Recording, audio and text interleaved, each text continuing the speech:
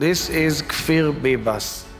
Kfir today is celebrating 1 year to his birth. Exactly a year ago, he was born to his parents, Shiri, his mother, and his father, Yarden, and his brother, Ariel.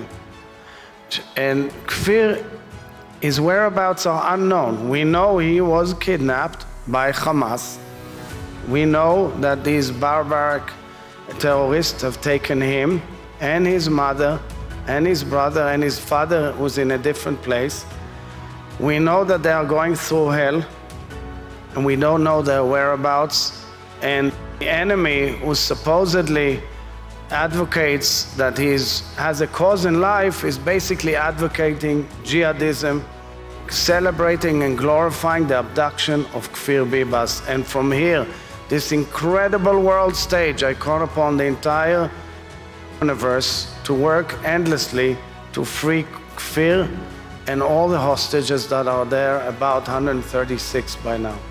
I'm not shying away from the human tragedy in Gaza. And you want to know something? We care. We care. It is painful for us that our neighbors are suffering so much. But how else can we defend ourselves? He's decided to entrench themselves in an infrastructure of terror of unbelievable size. Unfortunately, so far, the international community did not manage to meet the ability to get to 400 trucks a day. Usually, you're around 200 trucks a day. There was a peak last week of 315.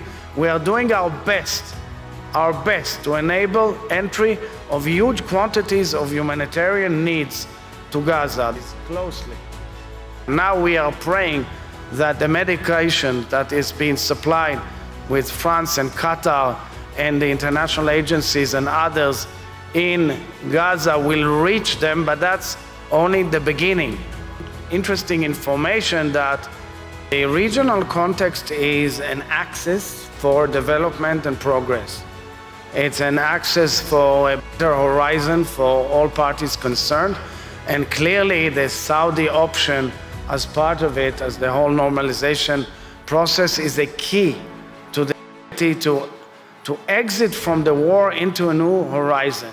It's still delicate, it's fragile, it will take a long time, but I think that this is actually an opportunity to move forward in the region toward a better future. And I call upon the entire international community to stand with Israel and reject this claim.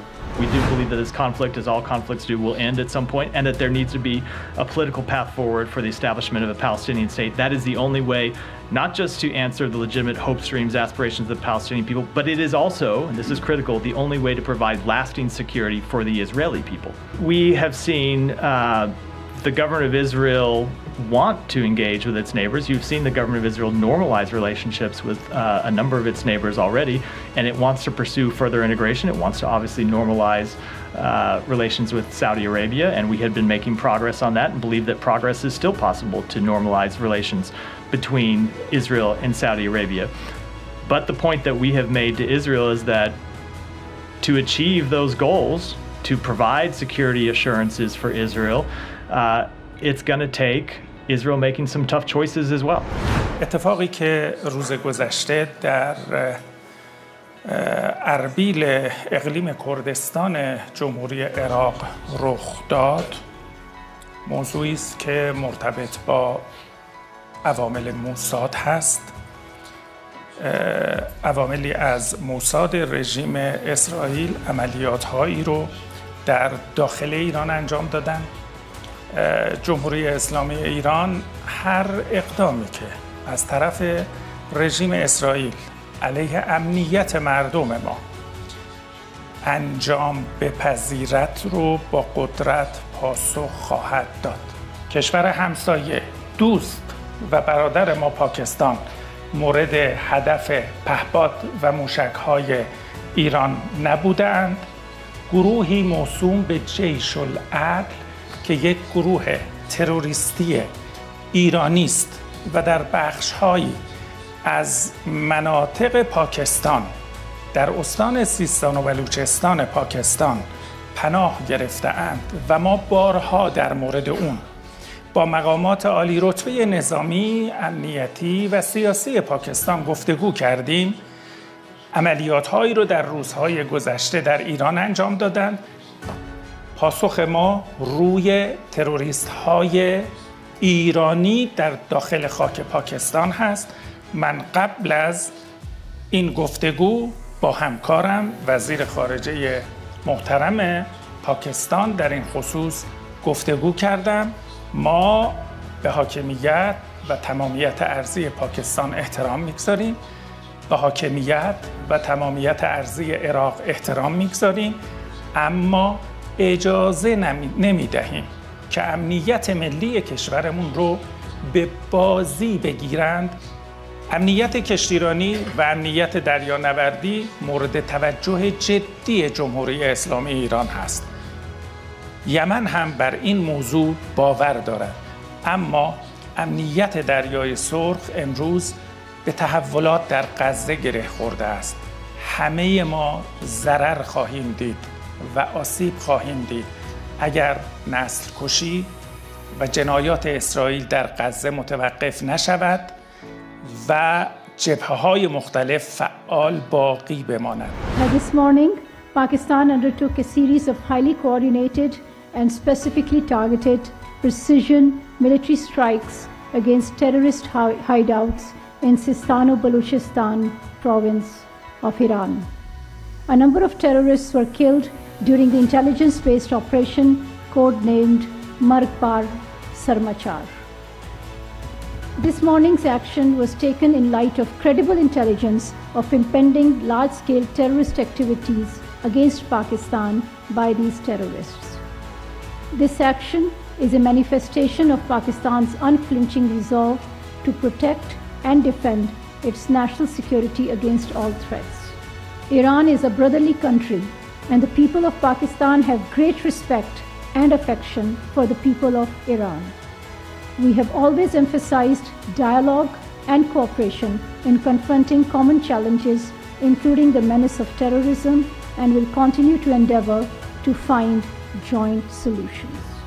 The Prime Minister of Pakistan, Anwarul Kakar, who is currently in Davos to attend the 54th annual meeting of the World Economic Forum, has decided to cut short his visit in view of the ongoing developments. Во вторник следующей недели состоится специальное заседание Совета Безопасности ООН по этому вопросу. Мы планируем участвовать. Я должен направиться в Нью-Йорк с этой целью. Там мы изложим наши предложения, которые, в общем-то, нацелены именно на возобновление коллективных начал, а не на попытки в одиночку все порешать. Нужно поставить точку, и такой точкой должно стать создание палестинского государства. Я очень надеюсь, что израильское руководство придет к такому выводу в конечном итоге.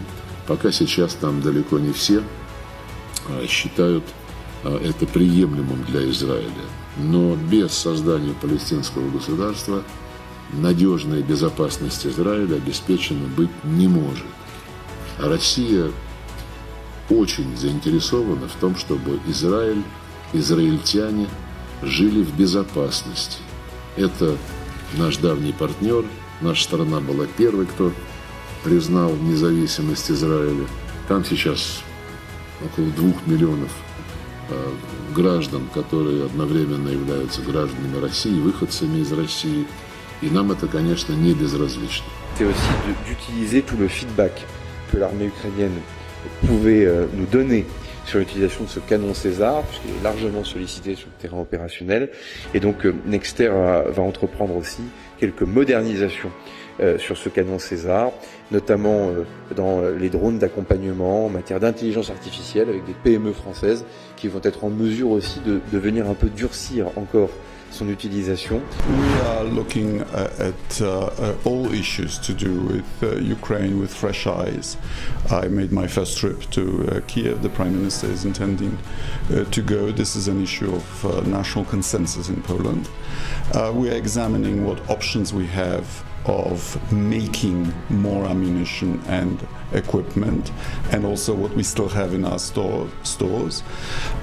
What we think and communicate to our allies is that the cost of deterring Mr. Putin after he conquered Ukraine would be much bigger than the cost of supplying Ukraine to effectively defend itself against his act of aggression. We also think that it's the aggressor that should pay for the damage to Ukraine. That the UN General Assembly vote, which overwhelmingly condemned Russia's invasion at the beginning of the war, creates a legal basis, in fact an obligation for the international community to redress that act of aggression and punish and charge with the costs the offending country. Poland shouldn't be the country that bears the brunt of most of the cost of solidarity with Ukraine on behalf of all of the European Union. The cost of this solidarity, which we accept is inevitable, should be borne more fairly. انتصارا لمظلومية الشعب الفلسطيني ودعما وإسنادا لصمود إخواننا في قطاع غزة، وفي إطار الرد على العدوان الأمريكي البريطاني على بلدنا، نفذت القوات البحرية في القوات المسلحة اليمنية عملية استهداف لسفينة جينكو بيكاردي الأمريكية في خليج عدن بعدد من الصواريخ البحرية المناسبة، وكانت الإصابة دقيقة ومباشرة بفضل الله. إن القوات المسلحة اليمنية لن تتردد في استهداف كافة مصادر التهديد في البحرين العربي والأحمر ضمن حق الدفاع المشروع عن اليمن العزيز، واستمرارا في دعم الشعب الفلسطيني المظلوم. إن القوات المسلحة اليمنية تؤكد أن الرد على الاعتداءات الأمريكية والبريطانية قادم لا محالة، وأن أي اعتداء جديد لن يبقى دون رد وعقاب. إن القوات المسلحة اليمنية تؤكد استمرار حركة الملاحة في البحرين العربي والأحمر إلى كافة الوجهات حول العالم عدا موانئ فلسطين المحتلة، وأن عملياتها ضد السفن الإسرائيلية أو المتجهة إلى موانئ فلسطين المحتلة لن تتوقف حتى يتوقف العدوان ويرفع الحصار عن الشعب الفلسطيني الصامد في قطاع غزة.